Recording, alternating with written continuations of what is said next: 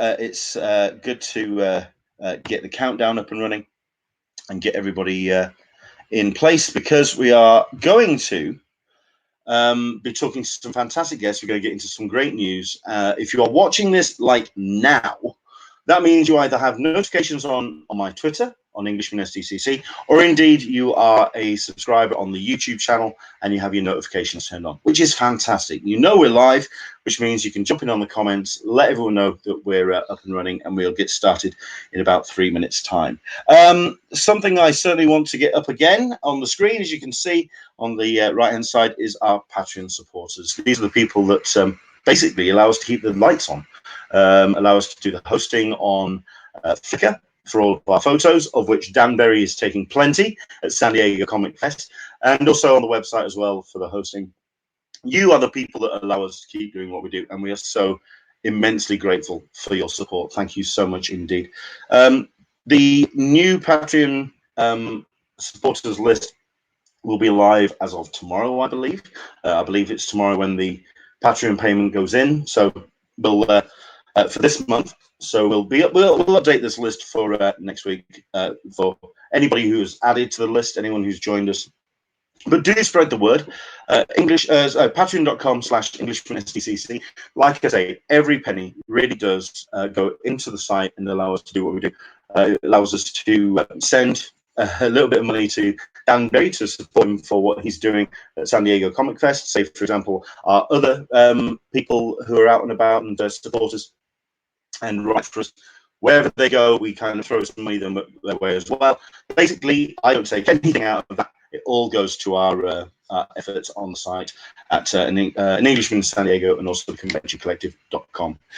Right, into the Blue Mister is saying hi, Bing Bong. Welcome along, everyone.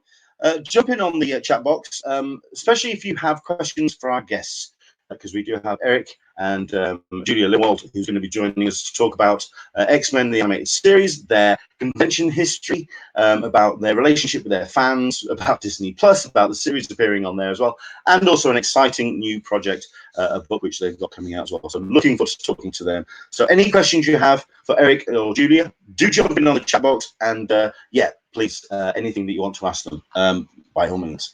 If there's any questions you also want to ask about Emerald City Comic Con as well, we are going to be talking about that. It is probably the big news story of the week. I was supposed to be doing a hospital radio show on Thursday. 5 minutes before I was going to get in the car and go to the studio, the Emerald City Comic Con news dropped. I had to cancel all of that, and I was glued to basically getting all of that up and running, and basically spreading the word, because it's an amazing and difficult decision for Repop to make, and we'll get into all of that. We'll talk about that later on in the show.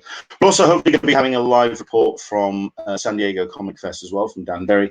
So lots of stuff to do in the show. Anything that you want to talk about, any comments, where you're watching from, what you're up to today, do jump in on the chat box. Let us know. South by Southwest as well. Yeah, Andrew, we're going to get into all of that. Absolutely. Right. So that's our countdown done. It's at the top of the hour, which means it's time to say hello there. Welcome along to an Englishman in San Diego Talking Con each and every week at 6 p.m. GMT. I say that because I would usually launch into my my usual spiel of 10 a.m. Pacific, 1 p.m. Eastern, except the Americans, those crafty swines, they've had their clocks go forward, which means they've had an hour stolen from them criminally. And I think they should do something about that. They should raise some ruckus. But basically, it means that we are changing times. We're a little bit out of sync, certainly for our American audience. So thank you very much indeed for bearing with us. It's 11 a.m. Pacific and it's 2 p.m. Eastern. Thank you very much indeed for joining us. But 6 p.m. GMT here, which means each and every week we talk everything Comic-Con. We talk the things that are happening in the world of comic conventions and pop culture. And of course, we dive into anything else that you want to get into. It is your show. It's all about your contribution. So jump in on the chat box, on the Q&A, and anything you want to talk about, we'll try and get in covering over the course of the next hour. But let's dive straight into the feature of this particular show, our special guests for this particular episode. And I'd like to welcome Julia and Eric LEWALD. Hello there. How are you? This is where I hope I've turned the microphone back on. Hang on a second. There we go. We got microphones back on. Yes, hi. Hello. Hi there. Hello there. A pleasure to have you on the show. It's so good to see you again. I mean, we were talking just before we came on air. You said 3 years ago. I mean, I think it was 2018. I was sat next to you in Artist Alley. I was very glad to get the chance to say hello. I know. Yeah, to see you after so many miles apart, and then there you are. I know. Hi, and here we are again. Absolutely. It's like I say, a pleasure to see you again, especially when you've got lots of exciting news on the horizon, and stuff that's coming up, stuff that's happened. I mean, it's great to see the resurgence in the interest in X-Men animated series with its resurgence on Disney Plus. So it's great to have all that, all the fan base, the fans that knew it from when it was first on the air, and now all this new audience that's discovering it for the first time. That must be so exciting. It has been a real thrill, especially because it had been kind of, we sort of say the child of a sad divorce, that it hadn't had the support that something like Batman or Star Trek had had over the years. But now with the magic merger of Disney and Fox and the entire world, now here in the US, it is available on Disney Plus. And we have heard from so many people that they love watching it again, and they're introducing their kids to it who hadn't seen it before. And that, if nothing else, the theme song hooks them in. So, so the kids are there for that. That's been wonderful. Yeah, we were spoiled. We, of course, bought the DVDs of the whole thing back in 2007, the moment they came out. And so we've always had access to it. But when we talked to the fans at the various Comic Cons, they just said, oh, it's so frustrating. It was on TV, and now for the last 2 years, it's been off, and what's going on? And we all kind of knew that it was Disney planning to have it as being one of their gems for Disney Plus. Well, for 20 years we didn't know, but right up until Disney bought everything, then it makes sense. Yeah. Okay, well, I'll tell you what. First things first. I mean, I kind of have dived in straight away because it's great to have all the friends and good to catch up with everyone. But for those people who perhaps don't know who you are and what your relationship with the animated series, a quick introduction to your like lead up to X-Men and also your history with the series. Just very briefly, who you are. Animated I started at LEWALD afternoon. Was Hang on a second. We've got a little bit. You're sounding a little bit like Daleks at this point. We may have lost a little bit of signal. To have happened. Hello. Oh no.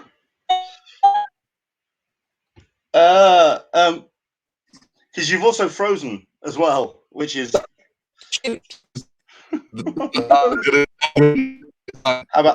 How about that for timing? You are in fact sounding like Sentinels at this point. No, it's okay. We can see all. And we've lost them. Okay, so what I'm going to do is I'm going to very quickly message them. Oh no, hang on. We're nice. It looks good again. We're back again. Okay. Yay! Right. Quickly before we lose you. Like I say, you started to sound like Sentinels then. Okay, we sound like Sentinels. Okay. TV animation writer, Chippendale's Rescue Ranger, Disney Afternoon. Then I got to be a writer on X-Men the Animated Series. In the meantime, I met Eric at Disney Afternoon. He was also a writer on all those different shows there. Right. I started a couple of years earlier at Hanna-Barbera.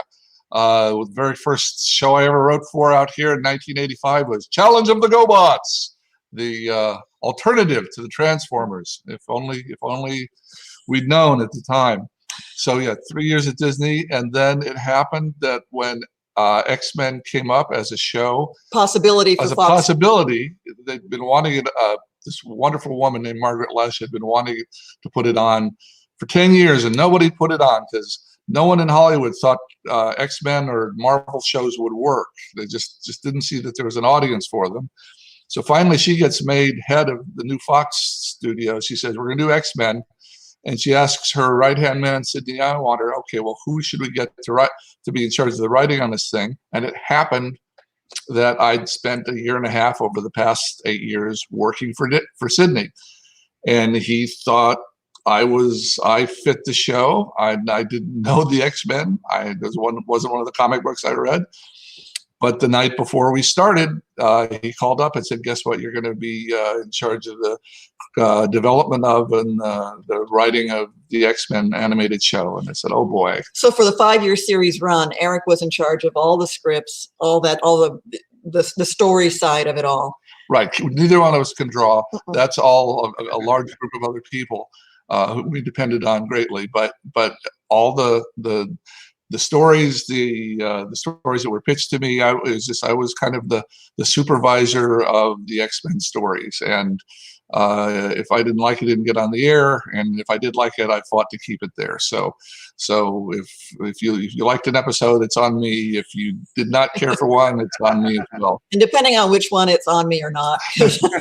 Yeah, and of course, Julia was around for a great deal of our development time. Yeah. Had a word in getting some of the stories going, and got to write a few. Wrote two, but would have written more. But she got her own shows. She got her own shows to supervise at the time, and so we lost her for large bits of the time. Fair enough. So here we are, 20 hours later. I mean, just because that was quite condensing. That was quite impressive. I mean, I think it's very interesting to hear that you weren't somebody who read the X-Men before you actually started the series, and certainly the other adaptations of X-Men has seen similar kind of backgrounds where the people behind them, they have heard about them and obviously are familiar to some degree about the X-Men, but they're drawn more to the basic concept, that idea of alienation, of segregation, and also the fighting for rights for a certain period of a certain type of character. Now, do you think it's an advantage for someone to come in not really being steeped in all of that? Because there was so much story there in the comics. There was so much baggage almost. Yeah. Is it an advantage to just come at it and kind of strip all that away and go for the kernel of the idea? Yeah, I found an advantage for me because there are people that knew and loved the show. I've known and loved shows and have them memorized. I could spout you whole half-hour sections of early Star Trek episodes from memory. Those kind of writers, and we had them, they tended to be so excited about getting X-Men characters and X-Men scenes and X-Men story bits that they liked in the show, and tended to assume that the audience knew who everyone was, what their relationships were, what their histories were, all the backstory. That we get a story idea that would pour in that would be about a 10-hour worth of story idea jammed with 37 different characters. All of them had to show off their powers, and for those people, for the fans, it was hard for them to pull back and just tell a simple story that maybe only showed Wolverine and Jubilee doing something with one guest character. It was very difficult for them. I and my two main writers, Mark and Michael Edens, who were friends from college, we were just more fascinated with heroic storytelling. We were not being X-Men fans. We weren't dying to see a 7-part story on Scott Starr. The soap opera. The soap opera of X-Men. Yeah. Well, I think we were able to filter it a little better and be able to just pick and choose. The fans brought the fan writers brought all sorts of energy and emotion and detail to us, and I think we were able to sift through and find out what would be the highlight for us or for an audience member that really didn't know the X-Men that well to start with. It also made us worry about making sure things were as clear as possible.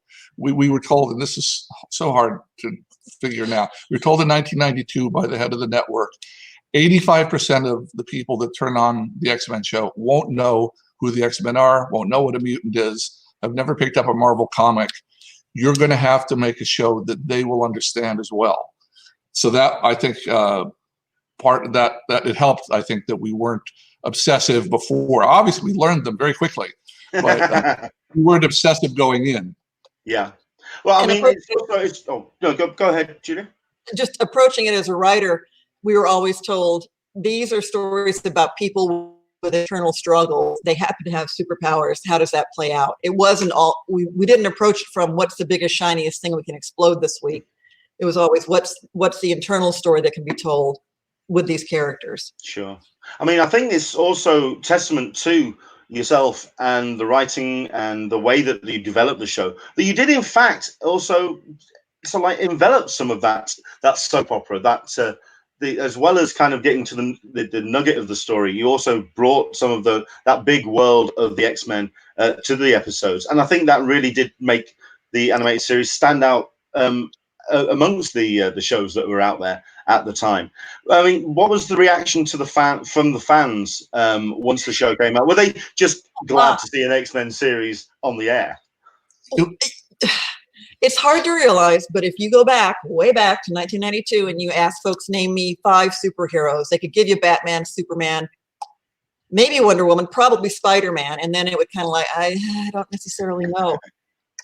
But so the question of trying to introduce the X-Men to the world, we were dealing, what was that great line? Margaret Lesh, before she became president of Fox Kids, had tried to pitch Fox Kids to every network in town. They wouldn't buy it, but she would come in with some figure about. She said, yeah, they said that 1 to 3 million people would read an X-Men comic during the course of a week, and she could guarantee that audience. And the network people said, well, we need more like 6 or 7 million. Yeah, so sorry, but as to the fans, it was so different back then, before the internet, that we didn't have any sort of pressure before. You know, it took us. We started working in February, and the show really properly premiered in the following January. 93. So that's 11 months. We had, during that 11 months, we got pressure from money people, and pressure from merchandisers, and pressure from Marvel, and pressure from all sorts of creative people. But the fans weren't really aware of what we were doing, because they weren't getting early scripts or recordings, or today they'd be on top of it every minute.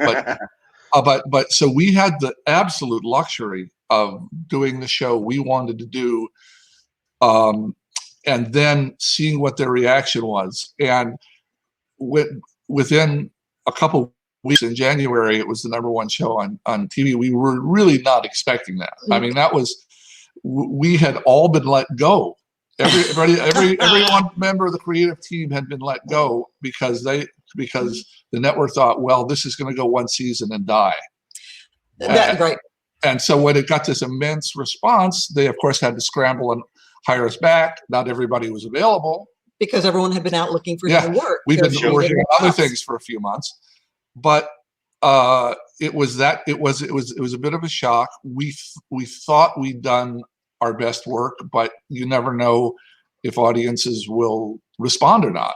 So one story, I don't know if it translates internationally, but here in the U.S., the U.S. Postal Service has these large boxes, sort of creamy white plastic boxes that they fill with mail to carry around. That's kind of standard here. They weigh about 30 pounds. And you could hold a couple hundred letters. So I went to Fox Kids one day on business and asked the gal Charlotte Fullerton, who then was working at the Fox Network, she herself now an accomplished writer, and just said, are you getting any kind of feedback? Because all we would get would be the weekly faxed. We get the weekly ratings that were just clipped and sent to us. And she said, oh yeah, well, okay, come here. Took me in the hallway, and there was a box, and it was full to the brim. And then it was stacked all the way up with boxes, and they were all the way to the ceiling, all the way to the ceiling, all the way down one side of the hall, and all the way back. And she said, these are all for X-Men. These are kids writing in, and they love X-Men. And that was the first time I quantified it visually, because back then you had to get a stamp, you had to get an address, you had to write on purpose, to express what you wanted. And that amazed me. It just blew me away. Because probably for the other 8 or 9 shows they had going at the time, there was maybe 2 or 3 boxes off in a corner. The entire hallway was X-Men letters from fans begging to know more about it. Because, there's something that I've been really excited to see is how you've taken to the convention circuit and you've really kept the fire alive over the years. The fandom the fandom's always been there. I mean, the fact that they showed up at your panels and they've been very passionate, and you've seen them eyeball right there in front of you. But the fact that you've kept those panels going and you've seen the fandom in front of you, how has the fandom developed? Because that's actually a question that's come a little bit, and I'll kind of bring it in as well. Andrew Dickinson is asking, so let me just bring it up. If you started from fresh, how would social media change the approach? But I mean, I think also how's the fans developed, and how's the whole thing changed ever since the show came off air? For me now, because I'm the one who runs our Twitter feed, X-Men TAS, for the animated series, I hate to say it, but I'm grateful that we are not currently live, because we can only talk about the show that was made. We can't change anything because someone got mad. We can't do anything different because it makes someone unhappy. We can just talk about how it was, and if you liked it, great, come on in, we'll chat some more. You know, that's kind of how our world right now. I got to admit, it can be kind of scary how unpleasant the internet can be, and I think that's a shame. Because heck, you know, back with current with current projects, with current anything, I think it's wonderful that folks can find each other fan-wise. I think that's huge because, you know, again, way back years ago, you couldn't just sit down at a desk in your home and say, anybody else in the universe out there like the same things I do? No, you were just alone liking the things you liked. You didn't know if anybody else was out there. Now you can sort of create your own tribe, which is great. But in terms of how you would handle it now, that's an interesting question. Yeah, it's wonderful to see. I mean, the people say that are about 40 now that may have been 12. Oh, age-wise. Yeah, that were maybe 12 when the show came on. But we're seeing an awful lot of younger people, not just the children of the 40-year-olds, but younger people who have now seen the entire series and love it in the same kind of way. And that is really heartening. It's really humbling because we're big pop culture fans. We've watched hundreds of television series over the years, and there are 3 or 4 that stay with you your whole life. It's like your favorite music, your favorite band, and to be that for some people is really a stunning thing. We didn't realize that until we got to the cons. Correct. And we talked to people one-on-one, and they said, no, you don't understand. This is my show, and it's my 3 best friends show, and it's now my children's show. And in a way that, say, you know, when we met, she was from Texas, I was from Tennessee. We met out here in California. Someone made a reference to the original Star Trek series, and we started, you know, quoting scenes to each other. Oh, you think you know? Oh, Star you think Trek. you know? You think you know? 1966 through 1969 Star Trek. And this was pre-internet. You couldn't look it up. You had to know it. Yeah. You couldn't fake it with Google. You had to have seen it 7 times. Right. You know, right after dinner in syndication, and memorize it. I think I'd be able to pull that off with Next Gen. I think, yes, I would need a Wikipedia for the original series. But I mean, I watched it and I was a fan of the original series when it was on. But through the mists of time, I think I would need a Wikipedia page open somewhere. But you see, that's the joy of it now. You can have a Wikipedia page. You can find this stuff out. But again, as far as what would happen now, And another thing that is really very satisfying to us, you know, we've each worked on over 40 different shows, and good, better, and different. Some of them, you know, we're quite proud of the work we did. Some of them didn't work out well. But you always give it your best shot. Even ones that maybe perhaps 30 years ago we thought had a real spark to them. Sometimes they don't age well. Sometimes they date. And a number of shows that we enjoyed when we were children, if we watched them now, oh my God, did I really fall in love with that? But for whatever reason, and it's a magical unknown to me, for whatever reason, people can look at a 1992, 93, 94 X-Men episode and feel it's contemporary and not feel like, oh, well, this is an old 90s thing. That I'll look at it as a curiosity, but I could never get involved in it because it's so dated. It hasn't happened. Well, I mean, that kind of is represented by the success of it on Disney Plus, the fact that it is something that still holds up against contemporary animation. Yeah. You know, and again, look, the budgets were tight. The time was short. You know, the train had already left the station by the time this show got on its feet and running. but in spite of those things, it still resonates with people, I think, in a really magical way. And I'm thrilled about that. I'm thrilled to have been a part of something that has that kind of heart for people. That means the world to me. Sure. I mean, you do have that strong presence on social media, and you do have those. You do. I mean, there's that definite communication, that two-way support, and that real love for the show that's represented by your account. But certainly at the conventions as well, you have the fans that come to see you. But when it comes to you and cons, did you go to conventions when you were developing the show and when you were developing your other shows, or was it something that you kind of got into once the show had gone? What was your convention? It's more now. It's more now. We went, a bunch of us from Fox, including the head executives, went when the show was a #1 hit there early on. I can't remember, it was 93, July 90, August, July 93. Right, and so it had been successful for most of a year and was a kind of a phenomenon then, and I'd gone to them occasionally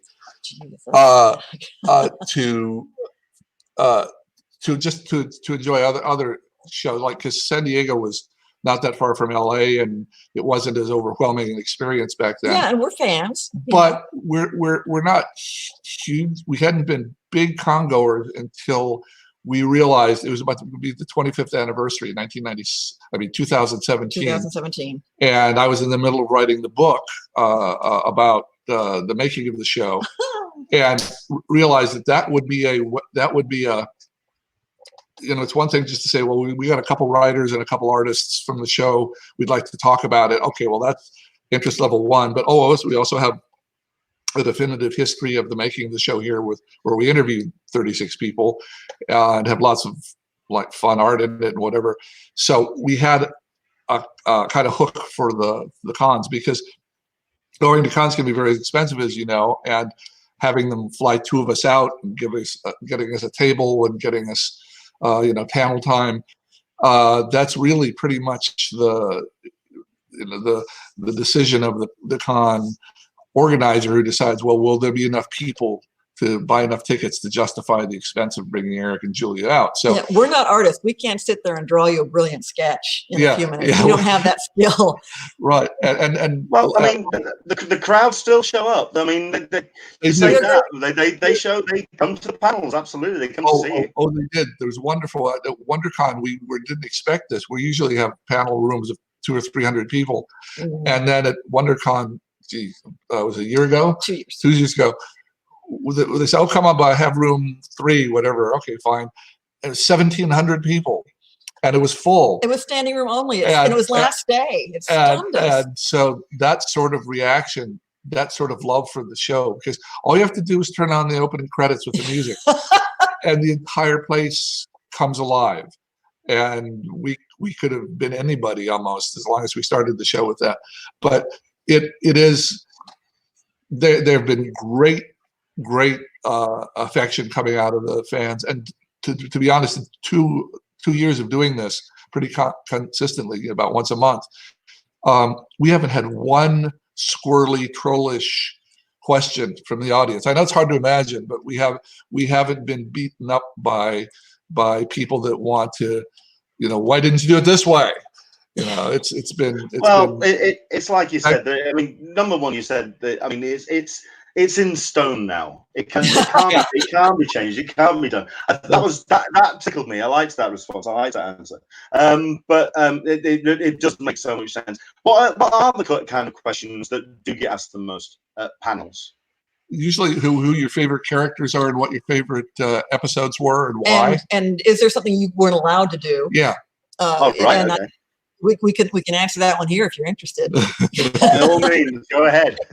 So we were, as writers, we were always told, you do not write down to your audience. You write up. You're not writing down to kids. You write up. So that was very liberating. By this one set of executives, everybody else in Hollywood says make it dumber and sillier because you're trying to write for children. So by the end of the first season, again, we didn't think it was going to go past that. But when it came time to start thinking, well, what do you do for season 2? Right. Then Eric got the bright idea. Yeah. End of season 1, Scott proposes to Jean on the beach, and yes, they're going to get married. It says it's going to be difficult. You know, we're mutants. It's going to be a hard life ahead, and I wouldn't have it any other way. And the kiss, and so over the break, when we finally heard we're going to be hired back. So what was the first thing? Oh, I know what we should do. We should start out the season. Jean's 7 months pregnant. They're married. You know, they're married, and she's 7 months pregnant. She goes around fighting bad guys. And they're going to have a double mutant child that's going to have certain problems. It just seemed like a natural thing. We just had 2 children. My head writer, Mark Edens, had just had a baby. We said, "Oh, this is perfect. This will fit." Everybody, all of our art people, all of our executive people, all the guys that were serious fan people that knew the serious fan crowd wrote us, says, "Do you understand that your core audience are 12-year-old boys who are desperately in love with the 3 or 4 powerful women you have running around beating up superheroes? They do not want Jean to remind them of their pregnant mother." In spandex. In spandex, fighting bad guys. And Marvel wasn't keen on it. And Marvel wasn't keen on it either. So we pulled that back and did something else. But that was we were innocents. We didn't realize we were overstepping the bounds there. Yeah. Fair enough. I'm going to go to a couple of questions on the Q&A, and then we'll talk definitely about the book and what's coming up for X-Men. I mean, we've got a couple of comments. Solicitor Smeg talking about saying that you're not artists. Draw me a stick figure for all I care. If you sign it, it's still one of a kind. So you see, this is the kind of love that you get from people, especially for the show. Andrew Dickinson, in the UK, it's currently available to buy on Amazon, not on Prime. Has it ever been available streaming on any service? Is Disney Plus the first time it's been available online? By subscription. I think for a while it had been on Amazon at like $2.99 an episode, which yeah, it's like that's £2 to pay £2 for an episode for each episode. Yeah, that's crazy. Over the last, since it stopped being since we stopped doing new episodes in '97, it's been shown secondarily in syndication all over the world pretty constantly. Just depended on if your local TV station bought their package, bought the Fox Kids package and played it over and over. We've met a lot of people that learned English, you know, because it played in Saudi Arabia or Brazil or wherever they were growing up, and it played and it played and it played and it played. When we started being interested in this back in 2015, it was playing on Hulu, and I think it was available for a short time. But then Disney took it off once they knew they were going to do Disney Plus. Yeah. So for the 3 years before Disney Plus came on, it wasn't available anywhere for free. Now, I will say I've seen images. I think they're true that over in the UK, they released a box set of all 5 seasons of X-Men on your DVD. We never got that here. Yeah, we didn't get a beautiful box set. Individual, sporadically released with no extras. No extras. We even wrote them, said, well, look, we know we know the cast, we know the artists, we know the writers, we know the stories behind the stories. Would you like some extras? You know, the third level executive never got back to us. They didn't want to bother. Listen, from somebody who has got various friends who write and produce stuff for bonus features for British DVD producers, trust me, that's not a news story. So don't worry about it. Don't feel like specifically picked on that one. You're not the only ones. Don't worry about it. You've got a couple of questions here. Let's see if I can just pull this one up. Is that? I know that's one we've already had. But there was a comment regarding your future with X-Men, because Solicitor Smeg, could someone call Disney and tell them to let Julie and Eric write the next X-Men movie? Well, maybe we'll get some 2.5 good movies out of all the movies. Is it something that I mean, you've said it's something that's in the past. You do obviously have that love for the show, and you've got the books coming out, and you have this history with the show. But is it something that you could feel that you could return to? In either in animated or in any other media? Is it something that you have a drive to do that, to tell stories, continue that? Yes. We've been asked over the last couple of years, when it became clear that Fox and Disney were going to get back together and the rights problems about doing more X-Men animated were going to go away, we've been approached by 2 or 3 folks saying, "Oh, what a great idea!" Either from fans or actually from producers that saw the money in it, saying maybe we could pitch you, and because the original cast is almost still all available. And no one ages in animation. Yeah, that's the part. You don't have to worry about what anybody looks like at this point, 25 years later. And we've always been gung ho. And obviously, the artists and the voice talent and the writers would do it in a heartbeat. First of all, it's a job, but second of all, 90-some% of them, it was the best job they ever had. So there's great fond memory there. So that could happen in a heartbeat. There could be a new show. There could be an animated feature. There could be an animated, say, just streaming feature. Like Batman did 7 or 8, animated DVD movies. Which are brilliant. And DVD movies, absolutely.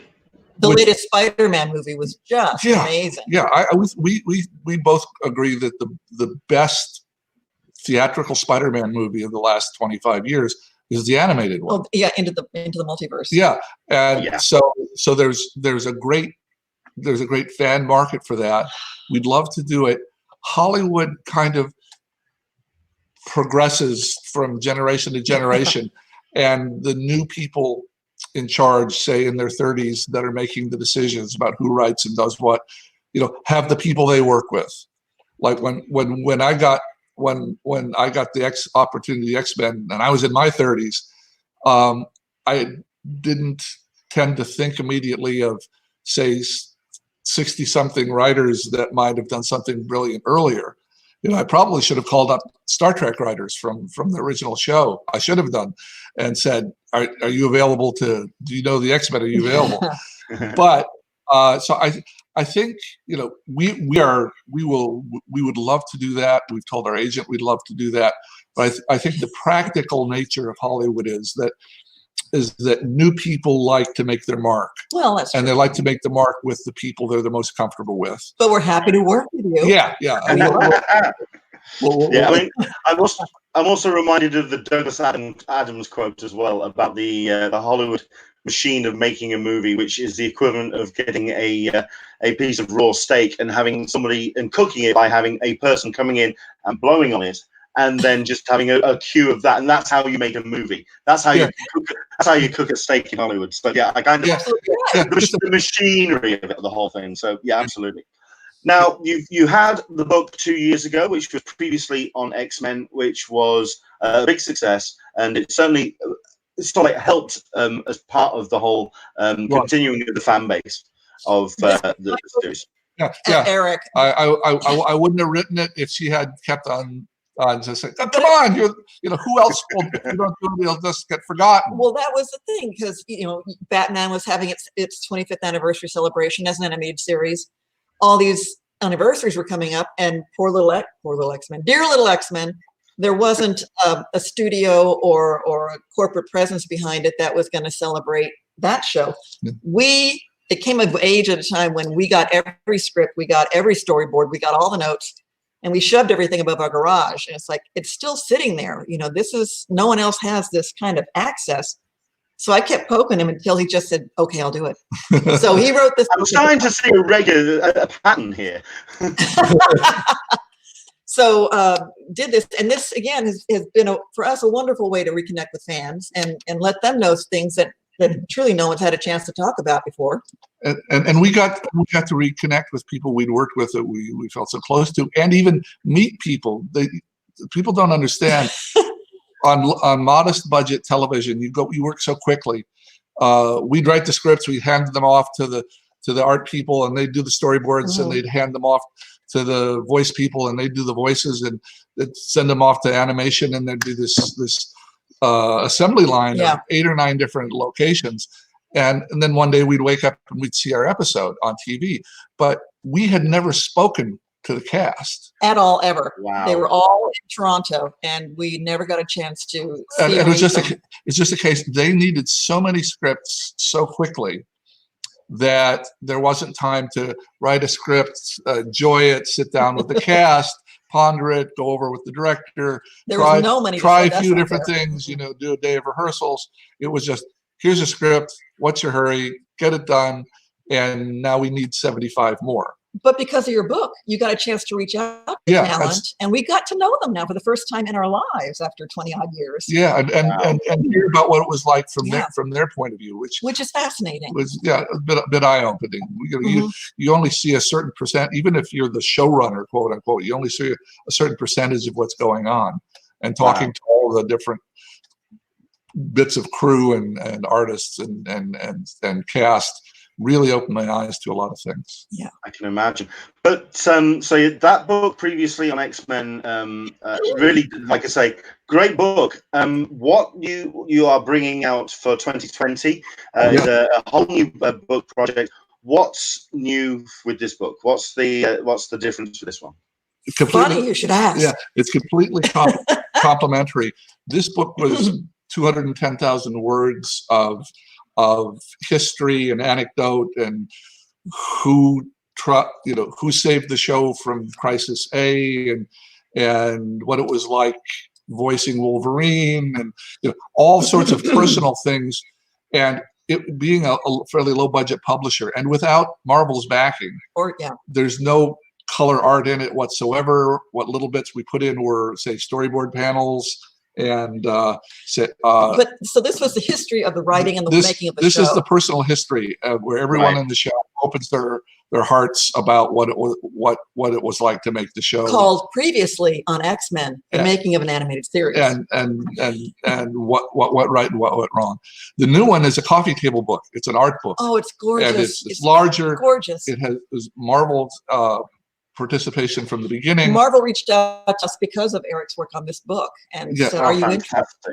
Yeah, so we got the phone call. We've done this book without their permission, and we got an email saying, "Hi, I'm head of Marvel merchandising and licensing and merchandising, and I just read your book, and we thought, oh, well, here comes the lawsuit."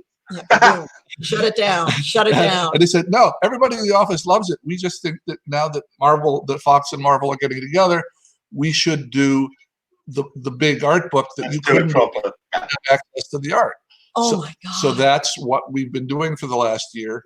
And if you like the art, you're going to love the book because, dear God, we found some sources. And of course, it's a challenge finding old, say, art, say, cells and original art material from things that were done 25, 28 years ago. That wasn't meant to be permanent in the first place. These things weren't stored It's hard to tell fans that traditionally they just would throw away the hand painted artwork from the show, the art of the cells or whatever. And again, this show was 25, 30 years ago. So that was how they did it. They didn't maintain stuff like they did now. But luckily, enough collectors and enough people that, artists that held on to things. And, we were able to really piece together, there must be a couple thousand images. I tell you, because we're having to catalog and caption them all right now. We are at the tail end of our, of our work on that, and we're very excited. It's coming out with Abrams.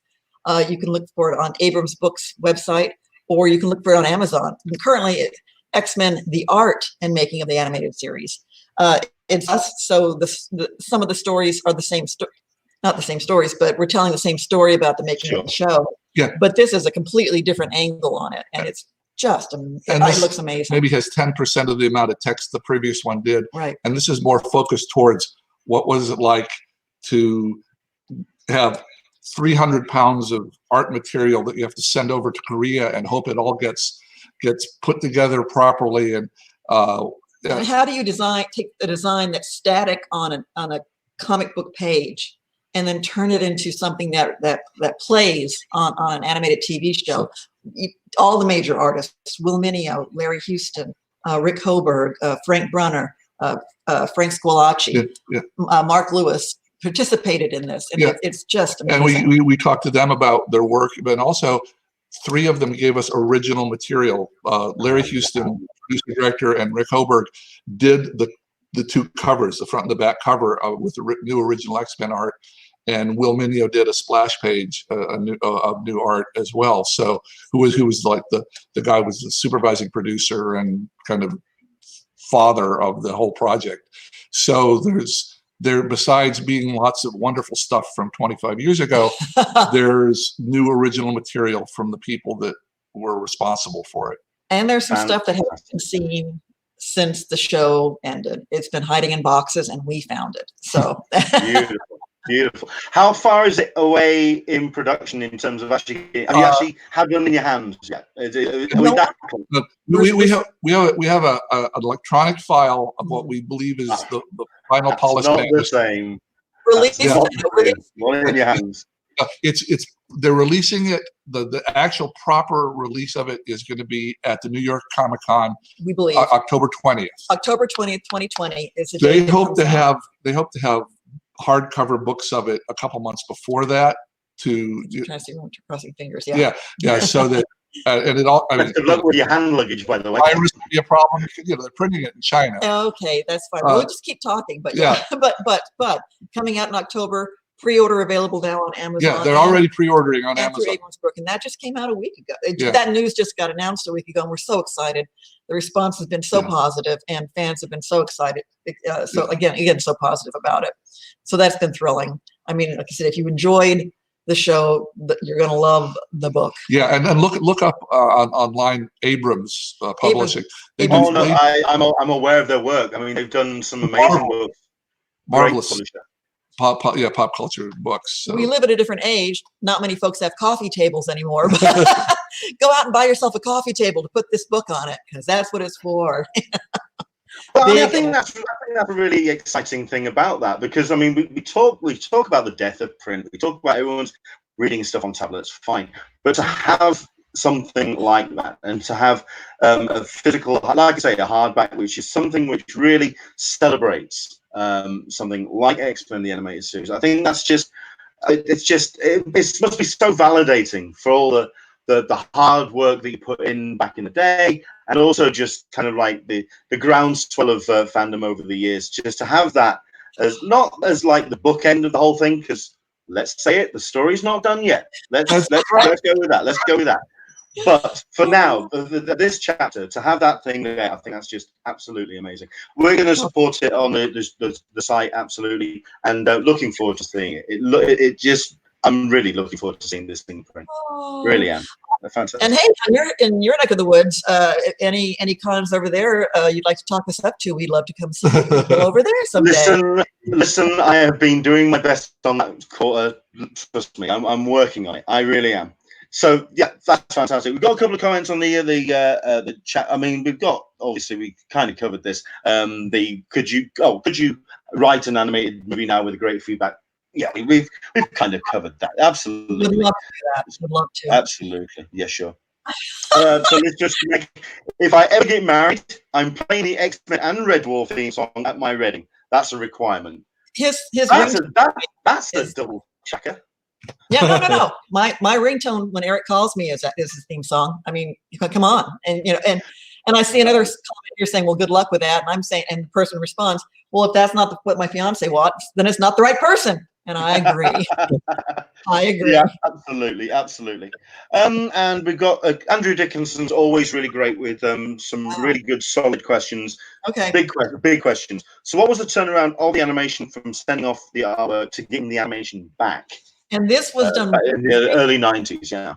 You weren't doing computer animation, which is a completely different animal, but you had to craft a storyboard here in the US and send it overseas and have the art people there hand draw each individual cell. Our general rule of thumb was it would take about 3 months from the time we decided we're going to do this beast story, to get the writer to go through it and go through the various stages of premises and outlines and getting feedback from Marvel and the dozen people that you need to get feedback from. Get the script done, get the storyboard done. The script would take about a month. The storyboard would take 6 or 7 weeks. 3 artists split it in thirds. So figure 3 months to have the finished storyboard and recorded voices and the basic pre-production materials that we have all set here ready to be animated. You send it overseas, and they would take about 4 months. Mm-hmm. They said in X-Men was a really challenging, expensive thing to produce. So that was one of the problems early on. Everybody overseas had under budgeted how much animation would have to take place to get these big stories done. You don't realize the level of special effects work until you consciously watch for it. So we There's a figured, lot. 3 months to get the thing ready, send over the huge boxes of stuff because it wasn't computerized. They would spend 4 months getting it all perfect, send back the footage.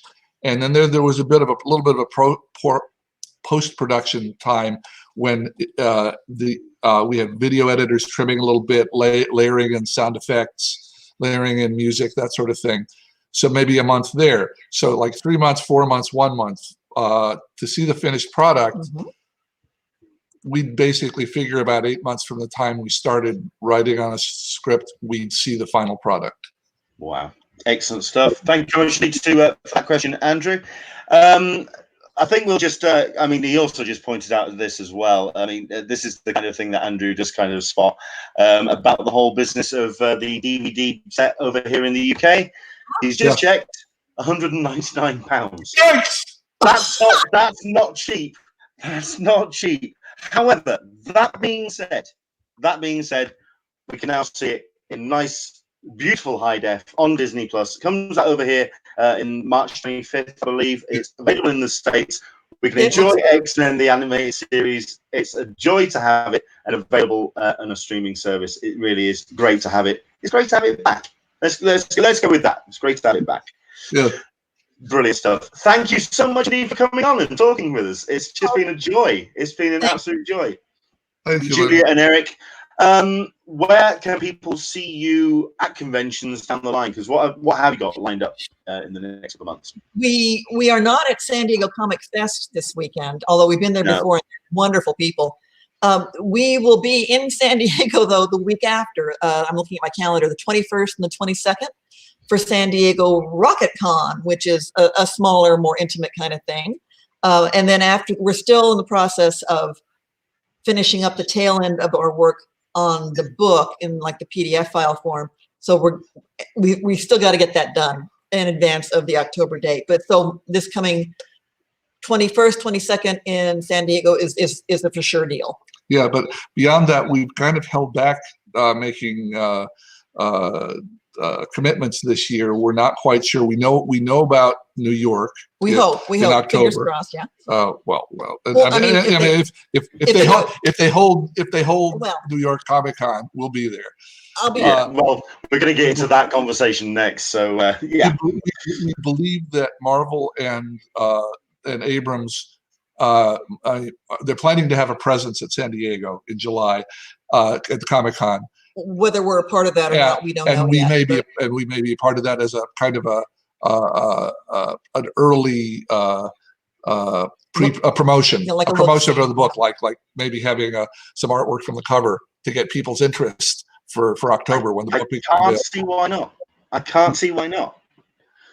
I can't see why they wouldn't invite you on that. I just can't see it. So there we go. Excellent. Well, that's great to hear that we're going to be seeing you out and about, and certainly kind of promoting the book and getting ready for that release in October. So I'm looking forward to that. I want to finish on this regarding that statement about how much it was for the box set or the collected set here in the UK. We'll finish on this. Still worth it. Still worth it. So there we go. Listen, it's been a pleasure to talk to you. Thank you so much indeed for coming on. One more time, where can people find you online and follow the release of the book and also follow what you're doing?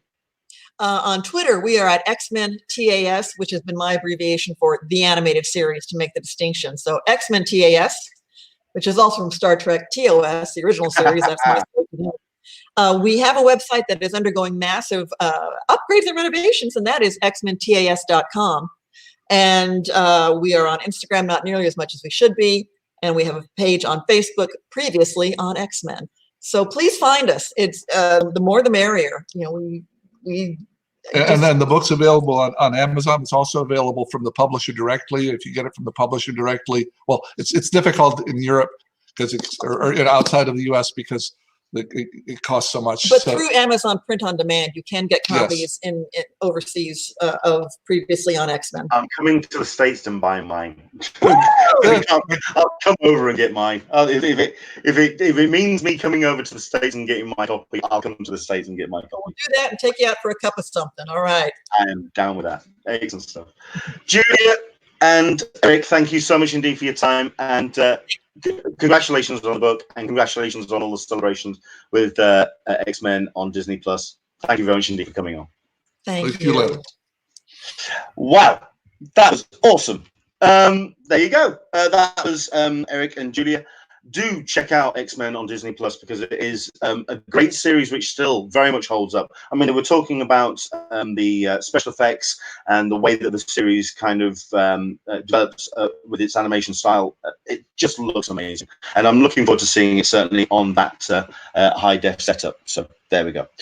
Excellent. Right, we're going to move on because we've got less than 10 minutes or so to go, because we have Dan, who's joining us from San Diego Comic Fest. Hello there, sir. How are you? I'm good. Can you hear me okay? We can indeed. So I'm going to put you full screen so we can see exactly where we are. We are in, by the looks of things, is it the dealer's room? Yes, this is the dealer's room, so I'm just kind of wandering around. What we're looking like for a Sunday, because obviously the quiet day, and there's a familiar face. Yep. So it's been, yeah. Oh, sorry. I mean, you've been to the San Diego Comic Fest for the last couple of years now. It's a show that has been growing. Hello, Mr. Sienkiewicz. Good to see you. So, yeah, I mean, how is San Diego Comic Fest this year? How's it developed for 2020? Well, with all the bigger guests they have this year, like Sienkiewicz and Wolfman, it seems to be more crowded, or busier than it has been the past few years, because of the big name guests that they brought in this year. Excellent stuff. I mean, I know that you've been to a number of the panels this year, and you've been checking out what needs to be to the presentations and stuff. I mean, how has the show evolved and developed? Is it something that's still keeping that very hung feel, or is it something that is starting to evolve and develop? It still has the same feel that it has the past few years, with smaller panels, more focus on comics and the industry, than opposed to Comic-Con, which is more entertainment based for a lot of the panels, as well as comic based. I am quite liking the comment that Mr. Blue messages with the carpet is very Shining-esque. Yes, Yeah. It is. We've heard that about that. Excellent stuff. So highlights for you so far in terms of what's been seen? The Marv Wolfman panel was great. The Bill Sienkiewicz Spotlight panel was terrific. The Mandalorian trial yesterday, trying to figure out if Mandalorian can keep the child or he has to go to family services, was a very fun panel, because they had real law students as well as a real judge from the LA Superior Court system presiding over it. Fair enough. And Mr. Scott Shaw, good to have him around as well, as always. Excellent stuff. And yeah, Mr. Mike Royer. Cool. All going through some really impressive artwork, of course. Now, the big conversation of the week has been, of course, the cancellation of Emerald City, and we have seen cancellations here at San Diego Comic Fest. Who was it that cancelled again? Remind me. Straczynski. There we go. Actually, Michael Straczynski, who was a guest of honor. So this wasn't a small guest. This wasn't something that just kind of. This was a major section of the programming. How has that affected the show? I mean, one guest. How did it affect the show? No, I mean, he did have a few panels scheduled, and it was going to be on a couple other panels, so they just kind of canceled his panels and realigned the panels that he was going to be a part of. Fair enough. Into the Blue Mist, been following the fest on Facebook. Lots of great content. We're going to be posting as much as we can. We do have a number of panels that have been recorded by Dan. We're going to get those up as soon as I've either color graded or reframed a couple of them. Bear with us on that. So yeah, we're going to do what we can to get those up. Now, yeah, Solicitor Meg has corrected me. Emerald City Comic Con was postponed, not cancelled. You're absolutely right. It is going to be going through until the summer. In fact, I'm just going to talk to camera very quickly while Dan loiters at the back of the panel.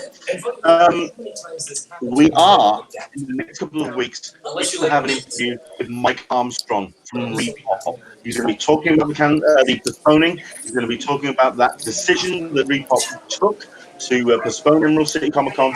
Next couple of weeks, we'll let you know when it happens. We're going to be having Mike Armstrong from Repop on the show. Looking forward to that particular episode.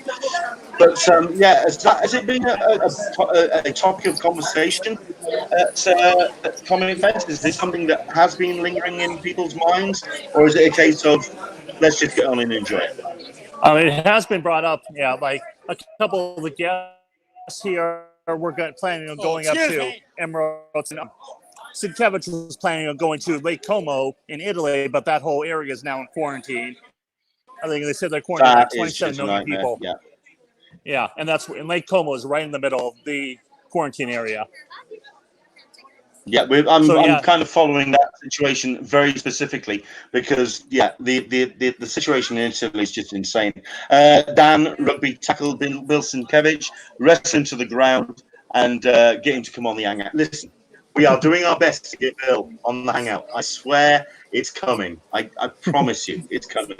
So, I have Bill's contact info, so yeah. Right now he's here. Yeah. He's signing and sketching for people. So his line has been like constantly busy in the early parts of the day, every day. Fair enough. Okay, so I mean, it's just been. I mean, it's looking like an amazing show. I mean, so much to see and so much to do. It's great that San Diego Comic Fest has embraced a whole bunch of pop culture that perhaps some shows would have neglected. I mean, there you go. Some great Harryhausen stuff being represented as part of the anniversary. So it's been very cool.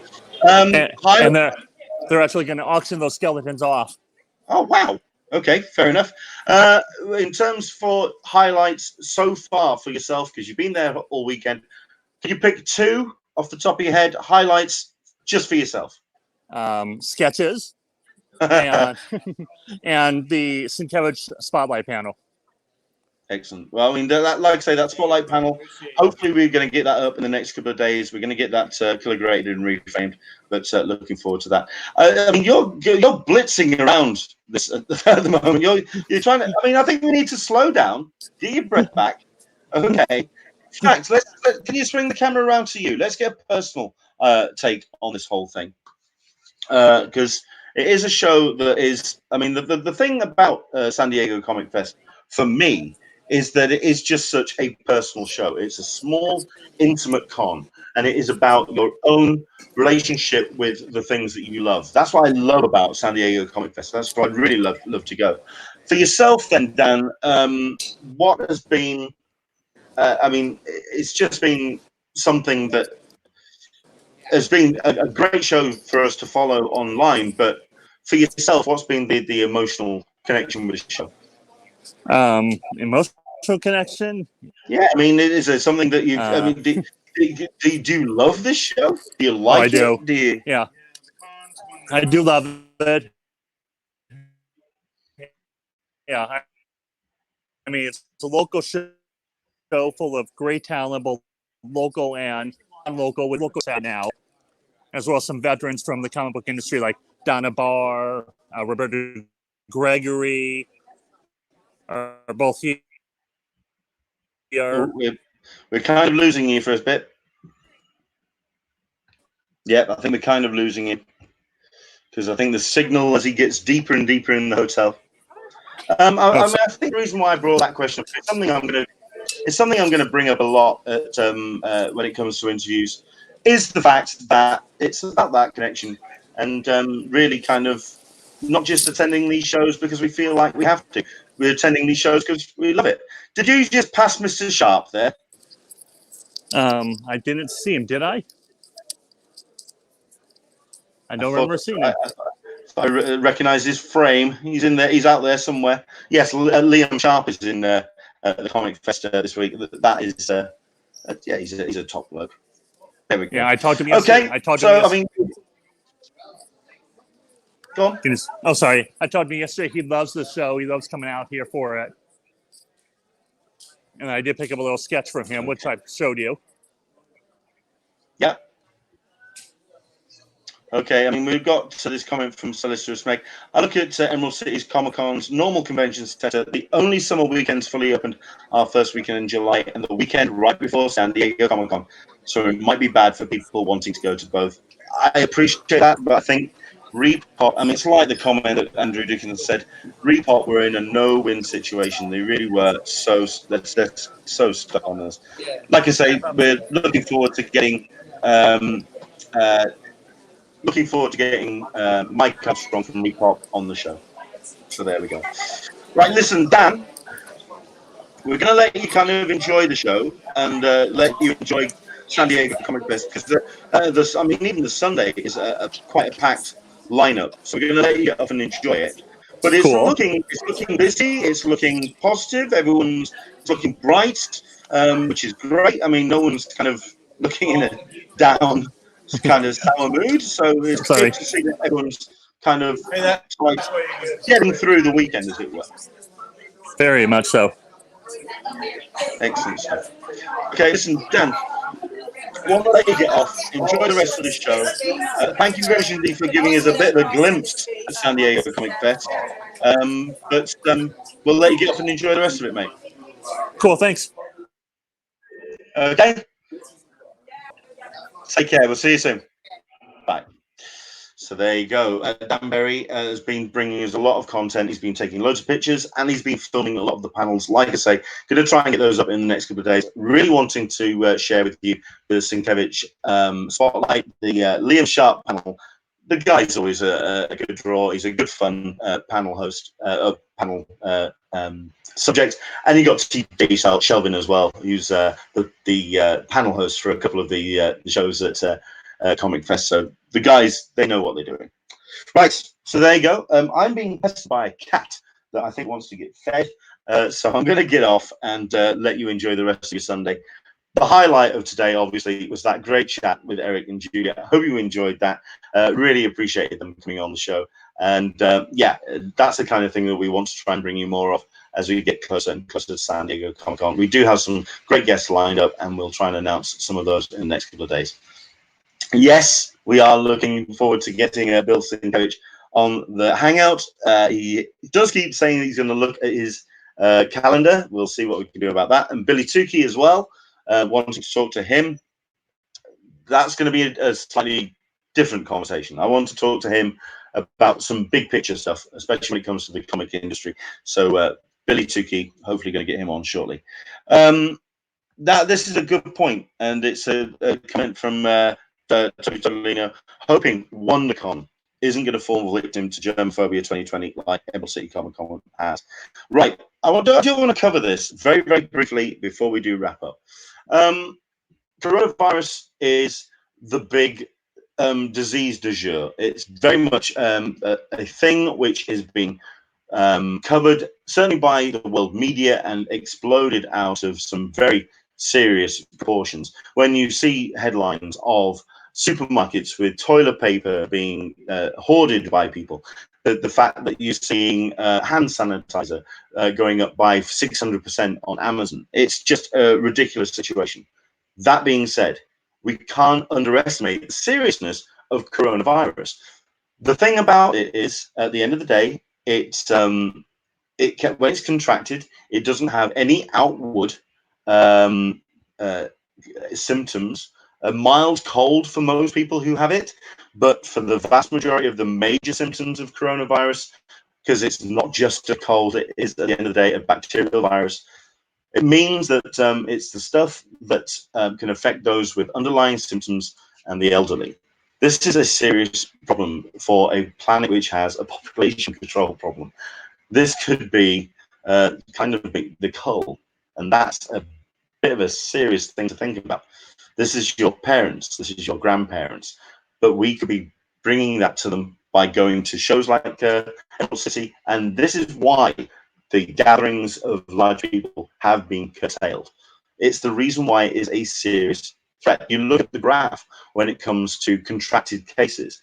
Yes, the body gets an immune system and does shake off corona within a 14 to 21 day period. That's 2 weeks when we are interacting with the rest of the world. It's a serious thing. It's a not serious thing. But it's something that we do need to keep a very close eye on. And at the end of the day, when we talk about this thing that we love, going to conventions and gathering in large numbers, you can understand the concerns that Reebok had and the reason why, with the millions of dollars that they invested in that show for next weekend, why they made a decision to make the pull. That being said, the artists and talent that were due to appear at Emerald City and at other shows that may have to cancel, these are people that have invested flights and hotels and stock. And for as independent comic producer, or for anyone really in the comics industry where there is no money, that can be a real serious problem, and that could absolutely lay someone low, not health-wise, but just generally when it comes to their running of their business and the ability to make comics. So if you wouldn't mind, if you see someone online who is was going to be going to a convention, was going to be going to Emerald City, and is saying out loud, this is going to hurt. This is going to hurt my ability to eat and pay my rent or make books or produce art. Do what you can to check out their links, find out the way to support them, and if you can, just throw them a couple of dollars and just try and help them out, because this is really, really hard work. This is hard work for a lot of people. Michael P is saying Emerald City made the right decision. I do agree. They do. It was something that I understand the amount of money that goes into. This was the first big con in North America to really kickstart the 2020 season. This was the first big one, and to make that decision to pull the plug with less than 14 days to go, that's just so difficult. So there we go. Please support the artists that you love. Please support the artists that you spot online and you just happen to like something that they've done. I guarantee they'll be showing some artwork and saying, this is what I was going to be bringing. This is the kind of thing that I do. If you like it, throw them $1, throw them a couple of dollars if you can. Because at the end of the day, this kind of thing could absolutely lay people low. And we've seen it on social media where they've just gone, this could be my career. This could absolutely end me. The fact that I've invested in this show and I've got no way of getting any return. Yes, Emerald City has been postponed, but there's a long time between now and July. Thank you very much indeed for watching. Stay safe. Wash your goddamn hands. 20 seconds. I was just trying to think of a theme tune. Something you could whistle to yourself. I've been doing the Fear litany. Fear is the mind killer from Dune. I've been doing that. Find something that you can just whistle to yourself for 20 seconds. Palms, front, back, fingertips, crevices. Do what you can to keep yourself safe, your friends safe, your family safe. For myself, do take care. Enjoy the rest of your weekend. I'm back again next Sunday, and I'll do my best to try and bring you another guest, which I think you'll enjoy for next week. For my Patreon supporters, thank you very much indeed for your support. I will be updating, obviously, the Patreon list for next week. If you are a new supporter, we'll be showing you our love on next week's show. Take care. Enjoy the rest of your weekend. And from me to you, we'll say good day. Take care.